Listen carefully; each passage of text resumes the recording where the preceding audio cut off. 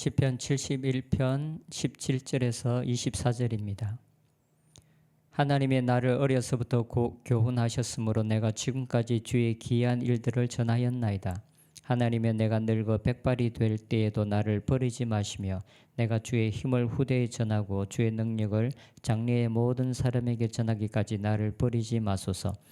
하나님이여 주의 의가 또한 지극히 높으시니이다. 하나님의 주께서 큰 일을 행하셨사오니 누가 주와 같으리이까. 우리에게 여러 가지 심한 고난을 보이신 주께서 우리를 다시 살리시며 땅 깊은 곳에서 다시 이끌어 올리시리이다. 나를 더욱 창대하게 하시고 돌이키사 나를 위로하소서. 나의 하나님이여 내가 또 비파로 주를 찬양하며 주의 성실을 찬양하리이다. 이스라엘의 거룩하신 주여 내가 수금으로 주를 찬양하리이다. 내가 주를 찬양할 때에 나의 입술이 기뻐 외치며 주께서 속량하신 내 영혼이 즐거워하리이다. 나의 혀도 종일토록 주의 의를 작은 소리로 읊조리오리니 나를 모해하려 하는 자들이 수치와 무한을 당함이니이다. 아멘.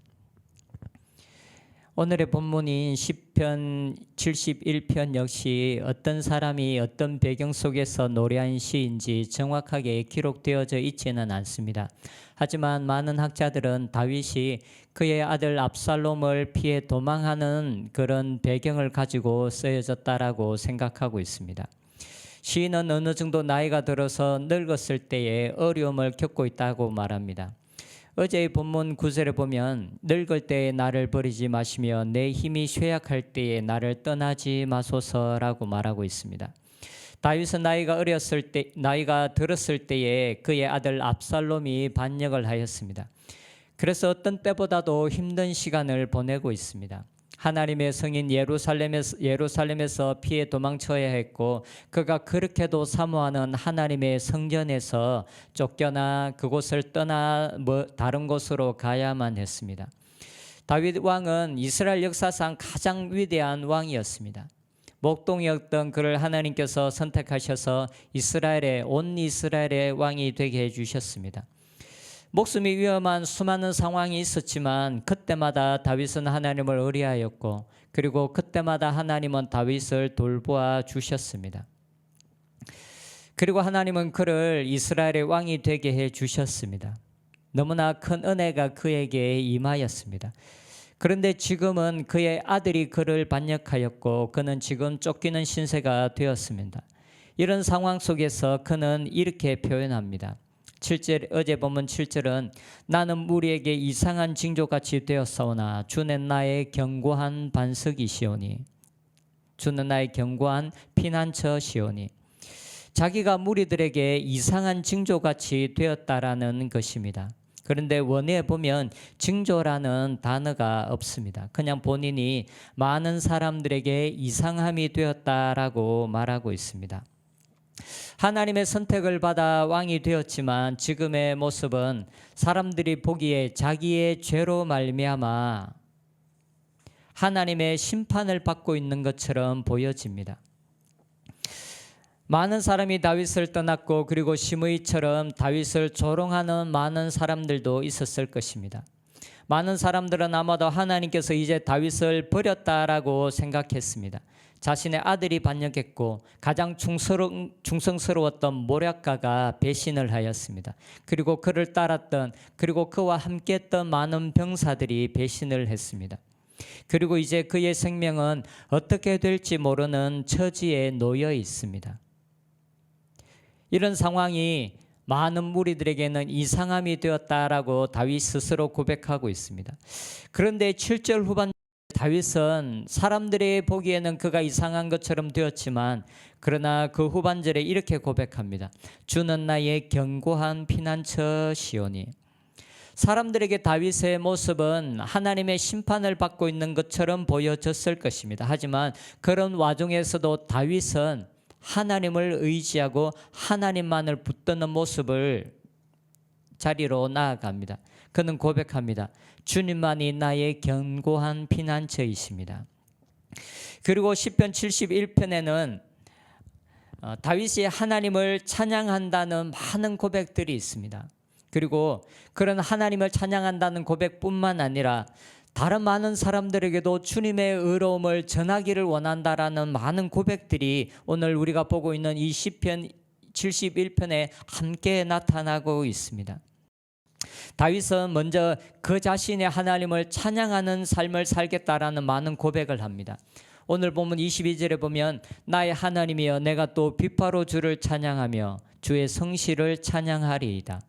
이스라엘의 거룩하신 주여 내가 수금으로 주를 찬양하리이다. 이러한 하나님을 찬양하는 다윗의 고백은 22절에서부터 끝절인 24절까지 계속적으로 해서 이어집니다. 다윗은 그런 어려운 상황 가운데서도 사람들은 자기를 비난하고 하나님께 버림을 받았다라고 하지만 그러나 다윗은 예배하는 자리에 있고 하나님을 찬양하는 것을 선택을 합니다. 사람들이 우리에 대해서 내리는 평가는 정말로 중요하지 않습니다. 정말 중요한 것은 지금 우리들이 어떤 자리에 서 있는가? 지금 우리는 하나님을 의지하는 자리에 서 있는가? 지금 우리는 하나님을 예배하는 자리, 하나님을 찬양하는 자리에 서 있는가? 그것이 정말로 중요한 것 같습니다. 사람들이 우리에게 내리는 평가는 정말 중요하지 않습니다. 정말 중요한 것은 나의 마음이 지금 하나님 앞에 어떠한 자의 모습으로 서 있는가인 것 같습니다. 지금 우리들이 서 있는 자리가 어떠한지 한번 먼저 살펴보았으면 좋겠습니다. 사람들이 우리에 대해서 좋은 평가를 하고 있다 할지라도 우리가 서 있는 자리가 예배하는 자리가 아니라면 그 자리는 아무런 의미도 없고 그리고 우리의 미래는 밝을 수가 없습니다. 하지만 지금 내가 하나님을 의지하는 자리, 하나님께 우리의 삶을 의탁한 자리, 그리고 하나님께서 우리와 함께 한다면 지금 우리의 상황은 어려울지 모르지만 우리의 미래는 밝을 수밖에 없을 것입니다. 다윗은 어려운 순간에도 계속해서 하나님을 찬양하는 삶을 살았습니다. 그리고 자기 자신의 하나님을 찬양하는 삶을 선택했을 뿐만 아니라 또한 다른 많은 사람들이 하나님을 찬양하는 자리에 오도록 내가 하나님의 선하심을 전하겠다라고 고백하고 있습니다. 17절 18절에 보면 하나님이여 어려서부터 교훈하셨으므로 내가 지금까지 주의 기이한 일들을 전하였나이다. 하나님은 내가 늙어 백발이 될 때에도 나를 버리지 마시며 내가 주의 힘을 후대에 전하고 주의 능력을 장래의 모든 사람들에게 전하기까지 나를 버리지 마소서. 다윗은 17절 18절에서 내가 주님의 아름다움, 주님의 의로움을 사람들에게 전하겠다라는 이 전하다라는 말을 3번에 걸쳐서 표현하고 있습니다. 다윗은 자기 자신만의 하나님을 찬양하는 것을 선택할 뿐만 아니라 모든 사람들이 하나님을 찬양하는 자리에 오기를 갈망하고 있습니다. 다윗은 어려서부터 지금까지 주님의 기이한 일들을 전하는 일을 하고 있습니다. 그리고 또한 그가 백발이 되어 죽기까지 그 일을 계속적으로 하기를 원한다라고 고백하고 있습니다. 하나님의 은혜로 우리는 젊었을 때에 하나님을 알게 되었습니다. 그분을 사랑하고 그분을 섬기는 삶을 살게 된 것은 너무나 큰 은혜입니다. 그런데 우리들은 또한 많은 사람들이 이 길에서 벗어나 하나님을 떠나고 진정으로 하나님을 사랑하고 예배하는 자리에서 떠난 많은 사람들이 있다는 것도 알고 있습니다. 지금까지 어떤 삶을 살아왔는가도 중요하지만 그러나 그것보다 더 중요한 것은 우리의 남은 인생을 어떻게 살아갈 것인가일 것입니다.